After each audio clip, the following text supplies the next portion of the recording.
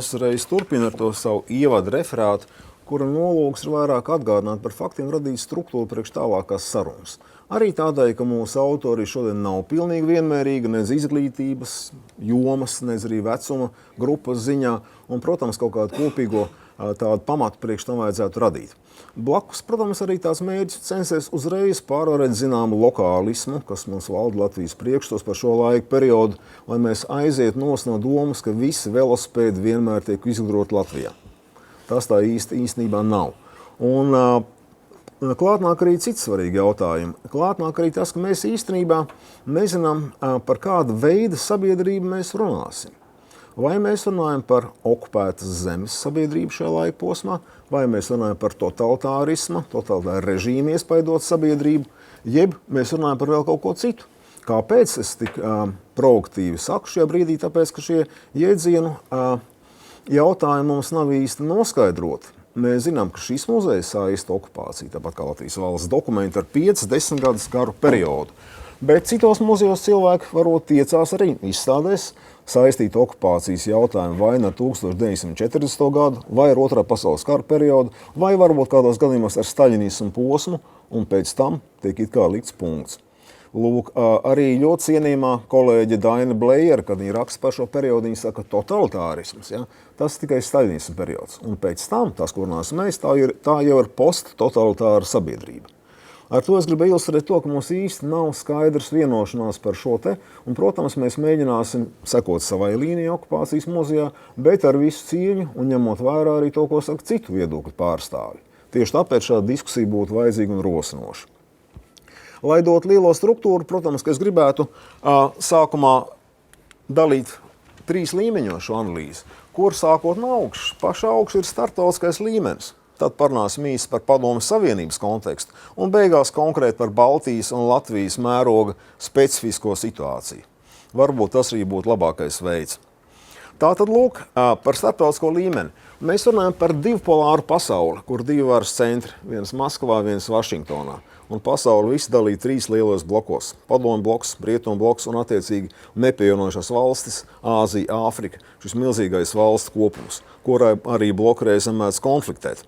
Taču dinamika ļoti bieži noskatījuši Vašingtonas un Maskavas attiecības, un tas mums jāņem vērā, ka mūsu laika periods ir tas, ko sauc par saspīlējumu atslābumu politiku periodu, ja? Šo te detontu, ja? 69 līdz 79 sākumā viens laika periods, otrs laika periods, kas sako tam, ir atkal saspīlējuma periods pēc iebrukuma Afganistānā 79. gadā līdz 85. kad atsākās Amerikas un Padomju dialogs augstākajā līmenī. Un tad nāk jaunais atslābuma periods līdz pat 91. gadam, kas būtībā pārvērš pasauli, jo beidzās šis divpolārisms, ja, mēs nonākam vismaz uz laiku tajā situācijā, ko sauc par vienpolāro pasauli, ja, un ko Fukuyama kādreiz nosauc par vēstures beigām. Vēl gan to visu noliedzot un sakot, ka viņas nepienāca un nepiepildījās. Tātad, kas ir galvenais šajā pirmajā periodā? Saspīlējuma atslābums. Jūs redzat, ka ir šī galotņa tikšanās dinamika, ļoti liela dinamika sākot no 67. gada. Un tas viss centrējās uz bruņojumu kontroli. Kāpēc? Gluži tā vienkārša iemesla pēc, ka 60. gados pasaule ir nonākusi militāri līdz garantētas savstarpējas iznīcināšanas doktrīnai. Respektīvi, ir tik daudz ieroču, masu iznīcināšanas ieroču, ka jebkurā gadījumā, ja kāda puse veiks pirmo triecienu, otra puse būs spējīga veikt pilnīgi iznīcinošu atbildes triecienu. Un tātad abas puses bojā, pasaulēs bojā, un augstākie valsts vadītāji neatkarīgi no savām ideoloģiskajām nostādnēm saprot šo situāciju un meklē veidu, kā mazināt saspīlējumu, kā sadarboties un vienlaicīgi taupīt arī resursus. Milzīgi resursi abās pusēs tad aiziet šī bruņojuma ražošanai. Te ir vesela rinda līgumu, kurus mums nebūs īsti laika atšifrēt, bet gribēju teikt, ka tas ir mugurkauls. Tas pats galvenais, kas nosaka visus pārējos procesus. Ja? Arī ideoloģisko tuvināšanos. Lūk, protams, ir arī tehnoloģija apmaiņas jautājumi, ir ekonomiskās sadarbības un tirzniecības jautājumi, viss kas un simbolisms tam nāk līdz, tā kā kopīgais kosmosa projekts, Sojuz Apollo un vispārējais. Un ir vēl blakus efekti, tā ir brīvāka informācijas apmaiņa. Lūk, tad, kad sākās jau pilna mēroga atslābums, tad pēkšņi arī Padomju Savienība beidz slāpēt Amerikas balss pārraides. Cilvēki iegūst šeit, okupētajā Latvijā, kā arī Padomju Savienībā, daudz brīvāk pieeja pie informācijas. Un tas loks, īstenībā tā loka pavēršanās ir diezgan gara, tie ir 7 gadi. Ja? Joprojām brīvā Eiropas slāpē, Amerikas balss ne, BBC ne. Un tas ir ļoti svarīgs laiks, kas principā jau arī intelektuāli ietekmē tos cilvēkus, par ko mēs tālāk runāsim. Ja? Viņiem brīvāks iespējas kaut ko uzzināt par pasauli, un tieši šīs pārraides ir galvenais informācijas avots. Nu, protams, lokālā mērogā mums būs tas, ka blakne ir arī Kisindžera ideja atrisināt Baltijas valstu jautājumu un neatzīšanas politikas jautājumu tādā veidā, ka vairs neakreditēt Vašingtonā jaunus Baltijas valsts diplomātus. Ļaut Baltijas valsts jautājumu fiziski nomirt kā vienam no šķēršļiem, kurš traucē patiesībā Padomju Savienības un Amerikas tuvināšanās procesam. Ja? Un tomēr, jā, bet tas skar šo te pirmo un otro pasauli, kā to sauc, bet trešajā pasaulē, Āzijā, Āfrikā, Latviņamerikā, turpinās pretimstāvēšana bieži vien arī bruņotiem līdzekļiem. Tā ir visi Angola, Mozambika pilsoņu karš, ja teiksim, Nikaragva un viss pārējais. Ļoti daudz vietas, Vietnam pats par sevi, ja? Protams, ja? Tā ka tas tā nav, ka šīs puses nekonfliktē, bet viņas konfliktē ārpus Eiropas, kas interesē mūs, Eiropa valda relatīvā stabilitāte. Lūk, nākamais saspīlējuma periods pēc padomu iebrukuma Afganistānā sāk jaunu dinamiku, un tā dinamika īstenībā ir diezgan bīstama. Ja? Tāpēc, ka ne tikai 79. gads kā tās, ne tikai olimpiādes boikota politika rietumu valstīs, bet arī Reigana administrācija, viņas nākšana pie varas, un šī retorika, kur izmanto Reigans, ir atsevišķi pētījumi, ka tieši tā rada paranoju Padomju Savienībā. Un īpaši šī ļaunuma impērijas runa, ja, īpaši tas padomju līderiem liek domāt, ka varētu tuvoties jauns pasaules karš, un principā ir zinātniski pierādīts, ka 1983. gads ir tāds pats trešā pasaules kara slieksnis, kā Kubas raķešu krīze 1962. gadā. Ja. Tā ir ārkārtīgi asa saspīlēta situācija, un, protams, ka tam būs arī sekas padomju režīma represijās pret citādi domājošiem savā zemē. Blakus tam ir Amerika ar strateģiskās aizsardzības iniciatīvu, šie zvaigžņu kari, vairāk nomināli, bet tomēr tas baida padomju līderus, un, protams, bruņošanās sacensība kopā ar faktu, ka ekonomiski Padomju Savienība vairs nevar aiziet tajā virzienā. Viņi vairs nav spējīgi to panest. Lūk. Līdz ar to Gorbačova nākšana pie varas jauns atslābuma periods no 85. gada, kā galoķa tikšanās, sākot no Ženēva, pēc tam Reikjavika, pēc tam vispārējais ārkārtīgi intensīvi, atkal jauni bruņojumi līgumi un paziņojums par augstāku ar beigām, un atkal jauns vēl viens ieroču līgums start 1. Tas sakrīt ar padomju bloku sajrumu un Vācijas apvienošanu, kā arī ar tieša dialogu sākumu starp sabiedrībām, kas mūs ietekmē šeit. Jau simboliski, lūk, ir Šatakos konference Jūrmalā 1986. gada rudens. Ja? Arī Latvija tas skar, un šī pavēršanās notiek diezgan strauji. No pirmā slaida gribēju secināt to, ka kur mēs runāsim par šo represīvo politiku, mēs redzēsim, ka patiesībā padomju disidentu un Baltijas pretošanās kustības, ka viņas attīstās pietiekoši labi, bez pārāk lieliem šķēršļiem līdz aptuveni 79. gadam, un tad sākās represija periods. Tā ka iekšējā un ārējā dinamika lielā mērā sakrīt, un arī represiju viļņa izsīkšana arī sakrīt ar starptautiskā klimata maiņu. Lūk, Helsinku process. Ja Helsinku process, ja mēs iepriekš runājam par Vašingtonas Maskavas attiecībām, šeit runas par daudzpusējo procesu, kur iesaistās faktiski visas padomju un rietumu bloka valstis, kas ir svarīgi, ka Helsinku procesa iniciatīva nāk no Padomju Savienības, starp citu. Ja? Un tas domāts kā atkārtojums tam, ka 1954. gadā bija Berlīnas konference, kuras uzdevums bija, teiksim, atrisināt tos Eiropas drošības jautājumus, kas bija palikuši atvērti sakarā ar miera līguma neesamību. Ar Vāciju nekad netika noslēgts miera līgums, un ļoti daudz jautājumu. Tā skaitā par Vācijas robežām joprojām bija atvērti. Tā, ka lūk, šeit ir mēģinājums risināt visu un uzreiz. Un arī tā rietumu pretīm nākšana, kas lielā mērā sakrīt ar tātad, teiksim, naftas cenu pieaugumu, ekonomisko krīzi rietumos, abām pusēm katrai savi motīvi nākt uz tādu veidu sarunām, lai risinātu visas problēmas nevis pa daļām, bet daudz maz vienot. Un šeit ir 4 lielie bloki. Tāda Eiropas drošības jautājumi, kas ietver gan bruņojumu kontroli Eiropā, kas ietver arī robežu nemainības jautājumu Eiropā, lai atrisinātu to, kas nav atrisināts pēc Vācijas sadalīšanas un sakāves. Otrkārt, sadarbība ekonomikas, zinātnes, tehnoloģijas un vides jautājumos, kas principā ir it kā apolitiski un interesē visus. Ja? Treškārt, sadarbība kultūrā un humanitāros jautājumos, un šeit arī cilvēku tiesību jautājumos, kas ir pats būtiskākais no šodienas sarunas viedokļa. Un tad arī tikpat svarīgs ceturtais grozs vai virziens, kas nozīmē to, ka neviena cilvēktiesības principā kļūst par starptautiskās politikas tematu. Ja? Bet arī ir šīs savstarpējas kontrolas process. Ja?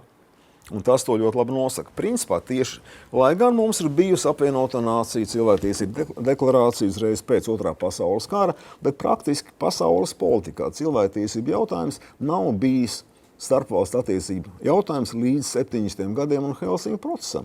Kāpēc? Tāpēc, ka tas tiek uzskatīts par valsts iekšējo lietu, kurā citi nedrīkst jaukties. Un Helsinku vienošanās šo jautājumu atver, padara to par kopīgu jautājumu, kura ievērošanai tagad sekos visi. Ja? Varbūt kaut kādā mērā tā ir tā padomu dilēma. Ja? Viņi atverās šajos jautājumos, pretī saņemot politiskas garantijas tam, ka robežas Eiropā netiks mainīts. Ja? Tas lielais kompromiss. Tātad šī kontrola izpaužās pārskatu konferencēs, kas strādā regulāri. Helsinki kļūst par procesu. Ja? Un kas mums šeit interesēti, ka Amerikas delegācija iekļauj Baltiešu organizāciju pārstāvis. Līdz ar to pašu Baltijas jautājums tiek aktualizēts pēc ilgāka klusuma periodas, atgādināšu. Ja? Diezgan ilgi Baltijas jautājums 60. gadu beigās, 70. gadu sākumā viņš nav bijis pie pasaules politikas horizonta. Par viņu lielā mērā ir aizmirsts. Un šeit viņš tiek aktualizēts, bet viņš tiek aktualizēts ar mainīgu saturu, kas mums jātur prātā.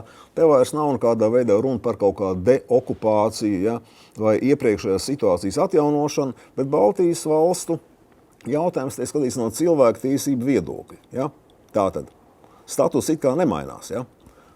Pēc kongresa un tikai pēc kongresa iejaukšanās Amerikas valdība ir spiest deklarēt, ka robežu nemainības princips nemaina aneksijas neatzīšanas politiku. Bet tā ir tāda nianse.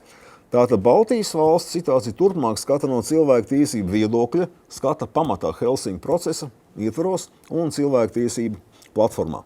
Tātad, ko plaši interpretējot, arī pretošanās kustības cīnītāji sāk saistīt ar tautu pašnoteikšanās tiesībām. Tā šeit nav tas, ko mēs saucam par valstiskās nepārtrauktības doktrīnu. Te nav runa par tās pašas valsts atjaunošanu, ja? Bet te ir runa par cilvēktiesību nodrošināšanu, kas varbūt tādā gadījumā nozīmē arī demokrātisku tautas gribas izpausmi. Radot kaut ko jaunu, jeb atjaunojot veco. Kā un kurš to šeit interpretētu? Lūk, Centrālā Eiropas valstis šis process ietekmē arī ļoti tiešā veidā un caur to, ka tiek organizētas šīs monitoringa grupas. Pie tam viņas tiek organizētas arī rietumpusē. Svarīgi, ka Amerikas kongress 75. gadā izveido savu starpresoru Helsinku komiteju, kur valsts departaments, kongress un citas Amerikas iestādes nāk kopā, lai spriestu, kā īstenots tiek Padomju Savienībā šīs Helsinku apņemšanās, un līdz ar to pašu pārvērš to par Amerikas politikas instrumentu pilnā jautājuma spektrā, kas iet pa dažādiem kanāliem un dažādām instancēm. Kā arī lūk nevalstiskā organizācija Helsinki Watch, ja, tas principā ir mūsdienu Human Rights Watch, ja, priekštecis ar mainītu nosaukumu, bet saknes ir šeit, ja, Amerikas Helsinki Watch nevalstiskā organizācija, 78. gads. Kā tas atsaucās Centrāla Eiropā, pamatā ir divi lielie piemēri. Pirmais un galvenais ir Harta 77 Čehoslovākijā, kas ir tiešas Helsinku procesa atskaņas. Ja. Šeit tiek izveidot monitoringa grupa, ja. 242 cilvēki, galvenokārt intelektuāļi, nāk klajā ar savu pozīciju. Ja. Tie ir viedokļu līderi.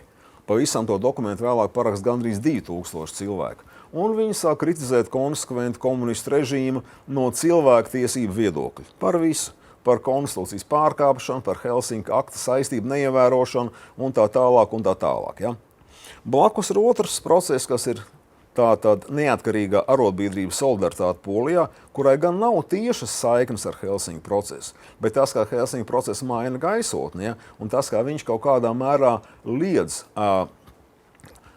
komunistiskajām valdībām apspiest opozīciju tik brutāli, kāds notika agrāk, no tāda viedokļa šeit zināma sakarība, manuprāt, pastāv gan. Ja? Lūk, tāpēc, ka kaut kāda reakcija pret solidaritāti, karstāvokļa ieviešanu seko krietni vēlāk. Ja? Tātad no 81. līdz 83. gadam. Tā ka netiešā veidā mēs arī solidaritātes kustību varam pieskaitīt pie saistītiem paralēliem procesiem ar Helsinku procesu. Tāda jautājums mums par padomu disidentiem. Kā šis process ienāk padomu savienībā? Un šeit jāsaka, mēs nonāksim beigās atkal pie sarunas ar Zelmeņa kungu un citiem par to, kā mēs lietojam terminus. Ja? Es pagaidām lietoju to šajā slaidā definīciju, kas pastāv mums un dominē literatūrā, ja? Ka tie ir kopš pagājušā gadsimta 60. gadiem tā sauc cilvēkus un parastās marginālas intelektuāli grupas, kas oponē padomu ideoloģijai un padomu režīmu praksei, taču neaicina tos režīmus gāzt, aicina viņus uzlabot. Ja? Un iedziens pēc tam kļūst sevišķi aktuāls arī rietumu valstu komunikācijā caur radiostacijām pārējos 70. gados. Ja. Šī kustība ir ļoti plaša un amorfa, bet mums būtu jāņem vērā 7 dažādas galvenās grupas, ja, no kurām tikai 3 grupas ir tādas, kuras būtu salīdzināmas ar politisko situāciju Latvijā. Tā neatkārtoši redz ekrānu to visu. Ja. Tas, kas skar Latviju, ir pirmkārt cilvēktiesību kustības jautājumi, ja, bet daudz vairāk reliģiskās kustības Latvijā un nacionālās atbrīvošanās vai identitātes aizsardzības kustības. Tas, kā šis process izpauž Latvijas mērogā. Tas pārējais, kas ir uz ekrāna, kā tur attiecīgi deportēto tautu kustības vai emigrācijas kustības, ja, vai arī pat minētā intelektuāļa opozīcija, tas šeit ir daudz mazāk izteikts, un tā ir Latvijas specifika. Ja. Pretī tam visam mēs varam likt arī šo te padomu režīmu represiju mērogu, lai viņu raksturotu, kad runāsim vēlāk par Latviju. Ja. Tātad 75. gadā politiski vai reliģiski motīvi pēc padomu savienībā ieslodzījuma atrodās aptuveni 10 000 cilvēki pēc Amnesty International datiem, ja, no vismaz 1 miljonu ieslodzīto kopskaitu. Labi, citi, teiksim, Andrejs Sakharovs vērtē, ka 2 līdz 10 000 vienlaicīgi, ja, bet katrā ziņā tās robežas ir ļoti liels un skaidrs ļoti liels, ja. Aizliegšu priekšā pēc Trīnas organizācijas aprēķiniem 80. gadu sākumā padomu cietumos un nometnēs no Latvijas ir 30 aptuveni politiski ieslodzītie. Ja? Mēs redzam, cik tā maza daļa no kopējās masas, kur tur atrodas. Ja? Un šeit parādās arī vēl viens moments, īpaši Andropo periodā, kad viņš vada drošības komiteju, ja, parādās šī prakse, ja, nevis cilvēkus ieslodzīt un tiesāt un ieslodzīt, bet gan viņus it kā pakļaut piespiedu ārstēšanai, kas daudz ļaunāks soda veids, kas būtu beztermiņa ieslodzījums kaut kādā sakarā ar spīdzināšanas elementu, ja, kas apdraud cilvēku vismaz psihisko veselību. Ja. Tātad, lūk, un šeit arī ir aprēķini, ka apmēram 15 līdz 20 000 cilvēki it kā ir atradušies šajā režīmā 9 speciālās slimnīcās visā padomu savienībā. Nu, arī Zelmeņa kungs ir aprēķinājis, kur viņš vēlāk paskaidros, ka no Latvijas politiski vajātajiem, ja, tur no tā 200 cilvēku kopas, kas ir identificēti, no tās kā 9% ir piedzīvojuši šādu likteni. Ja. Un skaidri principā iet kopā arī to, ko mēs redzam šeit. Ja. Lielā mērā. Tātad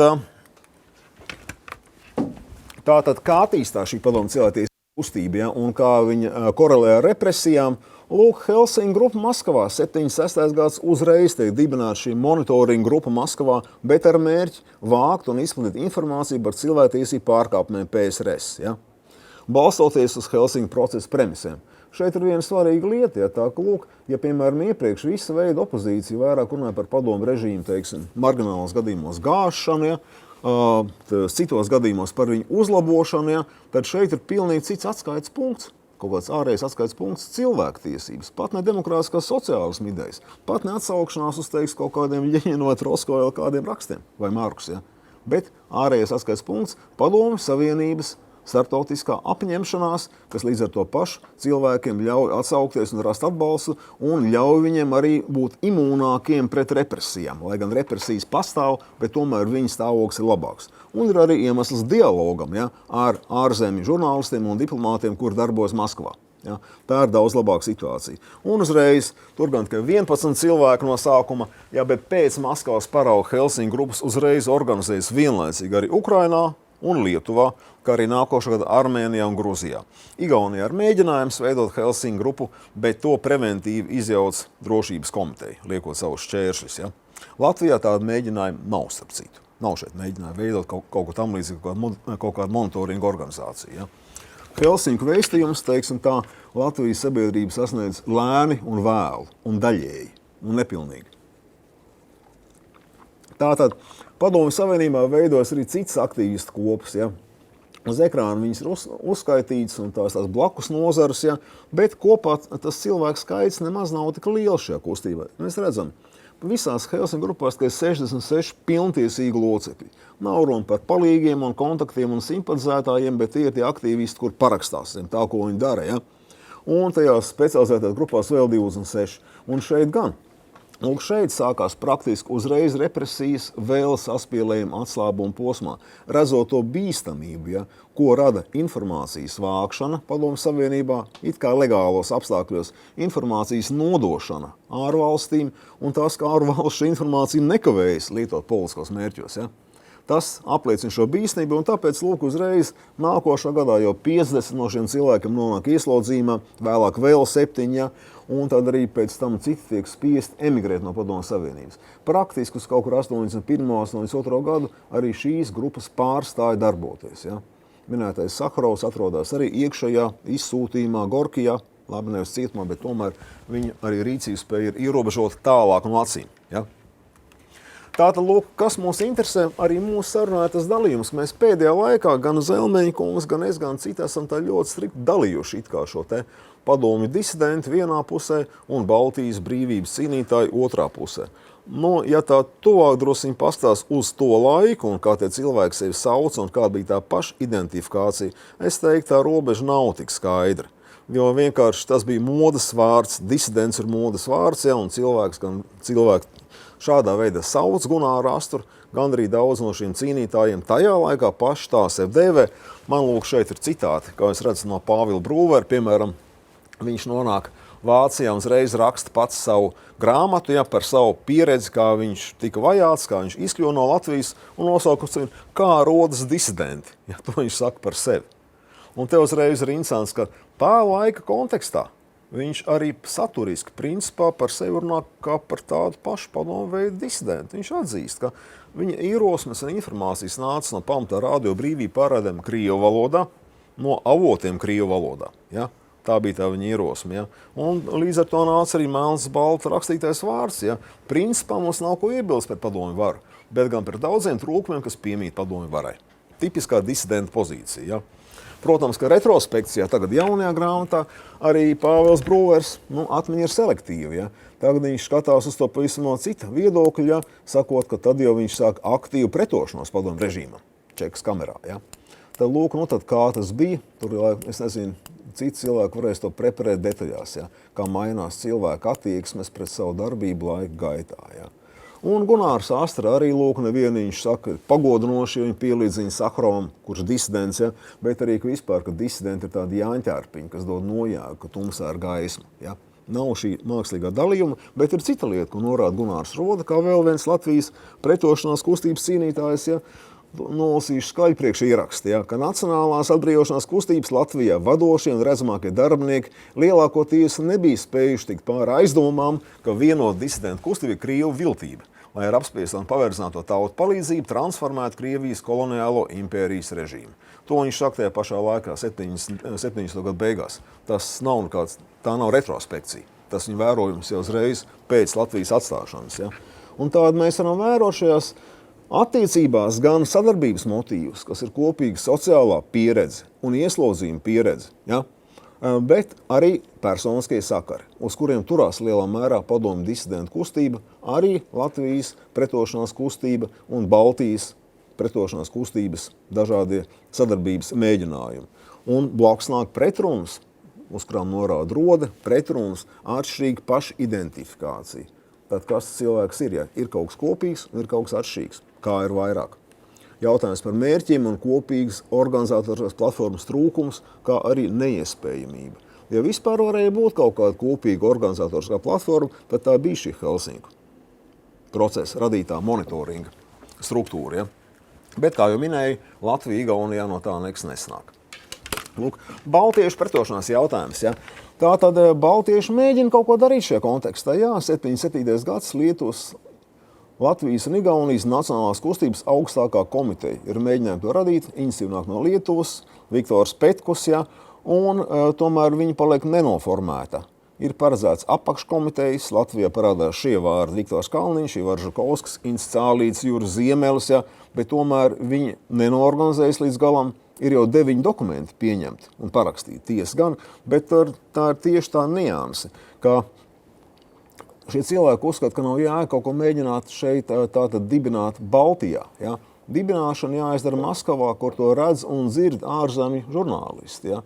Un lūk, grasās braukt uz Maskavu, uz disidentu ģenerāli Grigorenko dzīvokli, ja? Lai tā tur, teiksim, ārzemju žurnālistu klātbūtnē paziņot par šādas augstākās komitejas radīšanu, ko arī drošības komiteja sekmīgi izjauc. Ja? Tā ka, lūk, mēģinājumi ir kopīgi baltiešu kustība, arī situācijā, kur Latvijas mēroga kustība nav nemaz īsti noformēta, varbūt. Ja? Un tad nākamais solis baltiešu memorands, atkal institīva no Lietuvas, ja? Tātad ar šī tāda, ja lūk, augstākās komitejas dokumenti jau tiešāk izvirzīja neatkarības mērķi, tad baltiešu memorands tam drusciņi apiet ar līkumu, starp citu. Nedaudz. Tie teksti ir salīdzinājumi vērti, ja? Un vienkārši aicina to jautājumu starptautiski aktualizēt. Ja? Un šeit tiešas neatkarības prasības nav. Bet mūs interesē nelielā socioloģija, tad paraksta 36 lietuvieši, 4 igauni un 5 latvieši. Tas pats Inns Cālīts, Feliks Nikmanis, Uldis Ofkans, Juris Ziemelis un Ivars Žukovskis atkal. Ja. Astra tekstu tulko, taču saka, ka viņš neko neparakstīs tajā stadijā. Ja. Viņš nav gatavs tobrīd vēlreiz iet cietumā. 79. gads. Ja. Tātad, jā, institīva no Lietuvas vēlreiz. Lietuvā pēc tam, lai atbalstītu šo dokumentu, savāc 30,000 parakstu, no Latvijā nekā tam līdzīga nav. Latvijas sabiedrība nav uz to gatava. Ja. Taču šo te dokumentu lietuviešu versiju ar saviem parakstiem atbalsta Saharovs, Jeļena Bondera un vēl 9 Krievijas disidenti no tāda Maskavas Helsiņu grupas. Tas tāds labs jautājums tajā brīdī, kad mums pirms gadu runāja par Saharova ielas pārdēvēšanu Rīgā. Ja? Rīgā nevajagot Saharova ielu. Par laimens jautājums noklus. Bet tādas noskaņas mūsu sabiedrībā, kā mēs zinām, diemžēl pastāv. Ja? Lūk, ātrs salīdzinājums. Jā, Lietuvā, pirms ejam uz nākamo, jā, Lietuvā principā tur ir 3 spēcīgas opozīcijas organizācijas. Tā ir gan Petkus Helsiņu grupa, gan Terleckas arī attiecīgi Lietuvas brīvības līga un vēl ļoti plaša Lietuvas katoļu kustība, ja, kurā ir arī savsteigs katoļu baznīcas nelegālais preses izdevums un biļetēns, ja, informācijas aprītes sistēma. Tas katrā ziņā tā situācija ar Latviju nav salīdzināma, diemžēl Latvija par ļaunu. Ja. Tā pretošanās Latvijā šajā periodā, ko mēs esam par stagnācijas periodu, kas tad šeit ir praktiski, tā, ja no tāda organizatoriskā viedokļa ļoti maz. Ja? Latvijas neatkarības kustība, ko 74. gada sākotnēji tikai 5 cilvēki piedalās, vēlāk maksimāli 20 cilvēki ir iesaistīti viņa darbībā. Ja? Tādi brāļi Brūveri, Jānis Roškalns un vēl citi, ja? Jānis Vēvers un citi. Ja? Tās pašas kustības ietvaros, tās maziņš jaunatnes spārnes, kā Latvijas Demokrātiskā jaunatnes komiteja, bet ir tikai 4 cilvēki no tiem pašiem 20. Ja? Mēs saprotam, par cik nelielu organizētu pretošanos mēs šeit varam vispār to brīdi runāt. Ja? Blakus ir dabiski spontānā šīs jaunatnes grupas. Žēl, ka Induls Zālīts šodien nevar piedalīties, lai kaut kā mestu gaismu uz to visu. Ja viņš pats raksta, ka drošības komiteja katru gadu pārtrauc 5 līdz 12 tādu grupu darbību. Ja? Protams, mums sarunai būs cits jautājums, vai tās pretošanās grupas, ja vienkārši tādas protesta un opozīcijas grupas. Tas būtu labs jautājums priekš debatēm šodien, jā, tad kur beidzas pretošanās, jeb sākas, ja, un kas ir vienkārši opozīcija, kurnēšana un protestēšana. Ja. Tas jautājums nav skaidrs. Šodien it kā visi, kur stāstīšu anekdotas, ja, fakultātes gaitenī vai toalēties, saka, mēs pretojamies. Bet, vai tā gluži būtu bijis? Ja. Tas tāda piezīme priekš vēstures fakultātes absolventiem. Lūk, jā, bet ir arī, protams, ir arī bruņotas grupas nelielas, kas jau ir uz kriminalitātes robežu. Mārtiņš Raitis Zilberts, bet vēl ziņas par tādu, teiksim, Robertu Joničenoku, ja, ir arī tādas grupas, kas savieno politisko it kā cīņu jau ar drusiņu aktivitātēm, kuras vēl daļai šodien uzskata par kriminālām, un tāpēc šiem cilvēkiem nav pretošanās kustības cīnītāji status joprojām. Ja? Un tad ir indivīdi, ja principā tas, ka tiesā izolētus indivīdus, kuriem nevar īsti pierādīt nekādu dalību kaut kādā organizētā struktūrā. Bet viņi izplat literatūru, viņi pauž viedokļus, ja, un vienalga šie vārdi mums zinām daudz un lielā skaitā. Un varbūt Zelmeņa kungs vēl komentēs. Ja? Svarīgais tas, ka šie pretošanās motīvi, ja, kā to Pauļa Kļaviņa meita Linda Liepiņa kādreiz postulēja, pilnīgi pareizi. Šeit ir divi motīvi. Tas ir patriotisma, jeb pareizāk sakot, etniskā nacionālās motīvs īstenībā. Ja? Un blakus ir reliģiskā pārliecība. Šo cīnītāju gadījumās lielā mērā pārklājas. Lielākā daļa no neatkarības kustības vienlaicīgi ir arī aktīvi kristieši un pamatā tie ir attiecīgi baptisti, vasaras svētku draudz vai adventisti. Ja? Teiksim, tādas pārnu kristieši, ja? Kas arī ļauj viņiem sekmīgi konspirēties un lielā mērā turpināt savu darbību arī tad, kad vispārējais jau ir sagrauts. Ja? Viņiem cilvēktiesības ir sekundārs motīvs, kas tiek pasniegts tikai tad vai nu kā tautu pašnoteikšanās tiesības, ja? Latviešu tautas uz pašnoteikšanos. Tur Latvijas tauta nav dokumentās, latviešu tauta. Ja? Un, protams, arī tas ir iegansts vienlaicīgi, lai atbalstītu represiju upurus. Ja? Tiklīdz kāds no cīnītājiem nonāk cietumā, tā lūk cilvēktiesību jautājums svarīgs, lai varētu sniegt viņam atbalstu, ja? Un apelēt pie arī ārzemju sabiedrības. Ja? Tātad, kas nosaka šīs pretošanās efektivitāti un režīma attieksmi, arī represiju intensitāti pret cilvēkiem, tad manā lasījumā tie ir sakari ar ārpasauli caur trīnas organizācijām. Šī pretošanās ir efektīva tikai tad, ja pastāv šie sakari. Un savukārt režīms arī reaģē visagresīvāk pret tiem, kuri veido un uztur tādas sakarus. Ja? Tātad, kas ir pirmais gaismas akcija? Gaismas akcija, jā, tā ir Vācija organizēta pamatā 5 cilvēku grupu ar lielu skaitu palīgu, ja, bet kas ir tātad daļa no starptautiskās kristiešu organizācijas, ja, Mocekļu baznīcas palīdzības akcija, kas grib darboties nelegāli komunistu zemēs, lai atbalstītu tātad reliģiskos cietumniekus, kas vienlaicīgi ir arī politiskie cietumnieki. Ja. Un lūk, šī gaismas akcija, viņi ir savs sakaru tīkls ar dažādu kristiešu iesaisti somu, vāciešu, zviedru un pārējo, kas nodrošina šo neatkarības kustību ar naudu, ar materiāli tehniskiem līdzekļiem un arī dot pagrīdes sakars ar ārzemēm caur Tallinu, Helsinkiem un citām pilsētām. Un tas funkcionē īstenībā ļoti labi. Tieši šīs kustības kristīgā rakstura pēc tā ir slēgta kopiena, kur diezgan grūti penetrēt drošības komitejai, ja, atšķirībā no dažām laicīgākām grupām. Ja. Un tātad Latvijā darbojoties šī neatkarības kustība un gaismas akcija praktiski Latvijā darbojās kā vienots tīkls. Ja. Tikai tie centri dažādi. LNK centrs it kā ir Latvijā, pamatā Rīgā, ja, un gaismas akcijas centrs ir ārzemēs Vācijā. Ja. Ir arī citas struktūras. Lūk, Sociāldemokrāta partijas ārzemju komiteja Zviedrijā uztur sakars ar individuāliem cilvēkiem atbalstītājiem Latvijā. Un vāc informāciju. Šie cilvēki vāc priekš Sociāldemokrāta partijas informāciju, kur te tālāk izplāt Zviedrijas valdībai, caur Sociālistisku internacionālu un visur citur. Un tā informācija pamatā ar politisku raksturu, lai gan, protams, tur jautājumi var būt izmeklēšanas lietu materiālos, vai tomēr tur netiek vienlaicīgi vākt arī militāra rakstura informācija. Ja? Nu, lūk, tas par to tiek apsūdzēts piegošanām Jūras būvmeistars, Dainis Līsmanis un Jurģis Skulme, ja? Par to viņi arī visi tiek tiesāts ilgiem gadiem. Tāpat, principā, darbojas arī Latviešu Nacionālais fonds no Zviedrijas, paralēli pilsoniska organizācija, tas Valdemārs Ģinters, pēc tam Andrejs Eglītis, ja, kur līdzīgā veidā, iedvesmo Žani Skudru un atbalsta Žani Skudru laikā, kad viņš vāc šādu veidu informāciju un sūta uz Zviedriju. Ja. Tā, tas ir tas pats bīstamākais, no kā visvairāk baidās padomu režīmu, šie sakari ar ārzemēm, rezonansi tālākās sekas. Ja. Tātad vēlreiz, represijas, kādas viņas skar, 80. gados jau minēja, tātad padomu cietumos 30 cilvēku no Latvijas. Tas nav ļoti daudz, ja. Lielākās politiskās lietas jau minēja, Jurģis Skulme, ja. To gan tiesā tikai par, politisko informāciju, ja. Tātad 2,5 gadi, ja. Bet Žanis Skudra, kur jautājums par militāru rakstura informāciju, ja. Tur 12 gadu spriedums par spiegošanu, ja. Skatāmies būvmeistars un Līsmanis, arī tas pats 15 un 10 gadu ieslodzījumā. Ja. Vai šis militārais jautājums parādās kaut kur? Jā, viņš parādās. Agrāk vēl viņš izpaužās un kādu dienu vēsturniekiem par to būs jārunā, ja. Ka šie sakari pastāv. Piemēram, arī Pāvils Brūvers atzīst memāros, jā, ka lūk, neatkarības kustības aktīvistam Alfredam Levaldam bija atsūtījuši gaismas akcijas kanāliem Geiger skaitītāji. Un tad, lūk, viņš braukāja apkārt Latviju un meklēja, kur Latvijā tā radiācija ir. Ja?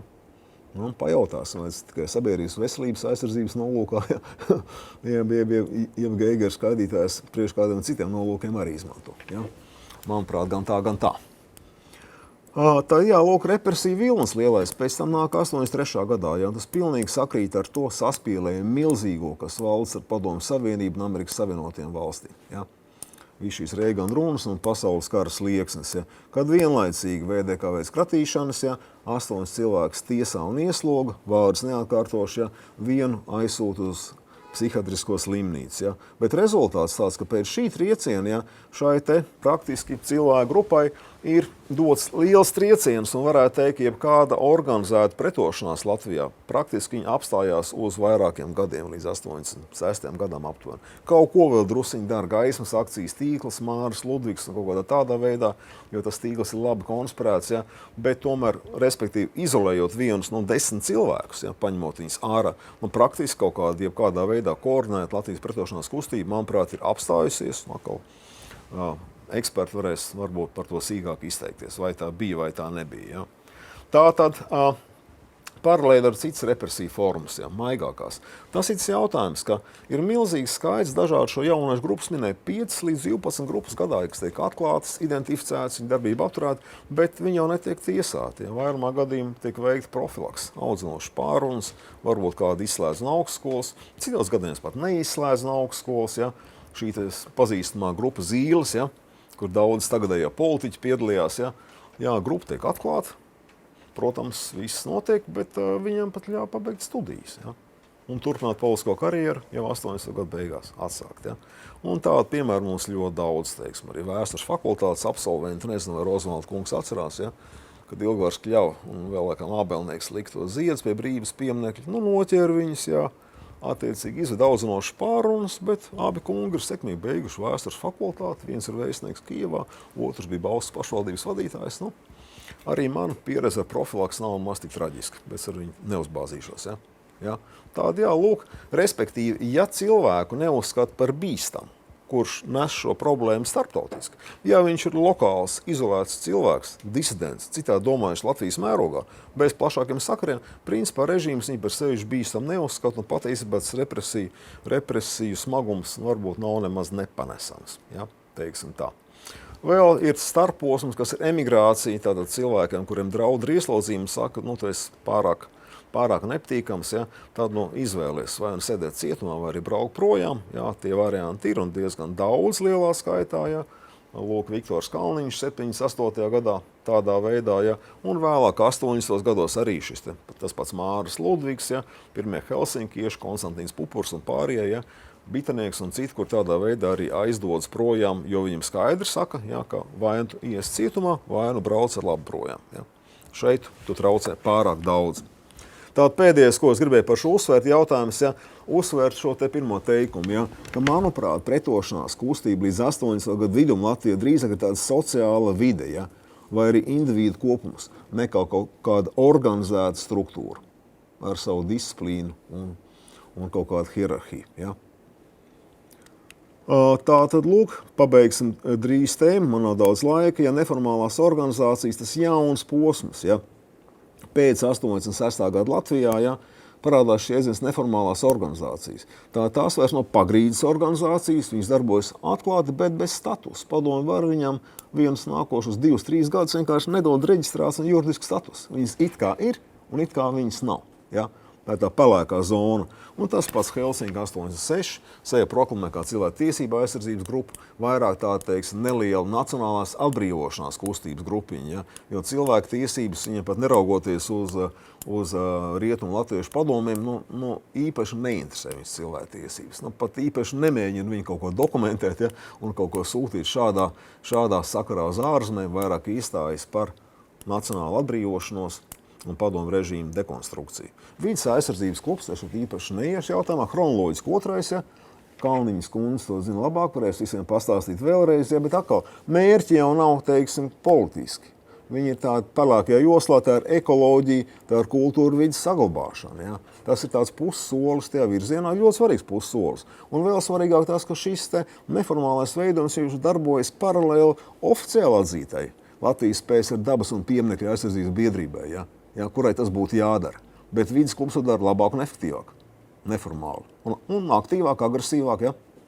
Radot kaut kādu, teiksim, jau opozīcija. Atzīšana, atjaunošanās, baznīcas kustība, ja?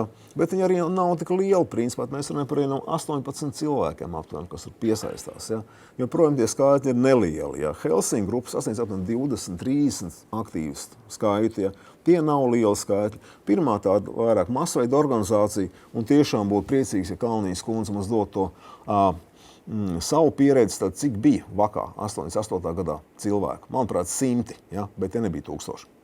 Sastājās masas pēc metro demonstrācijas. Atceros, kā tagad tas bija. Tā kā es pa papīriem jau tad atbildēju. Tātad tas bija Dzelzceļnieku kultūras nams toreizējais, tagad bija Maskavas nams, kas tagad ir, nezinu, ja.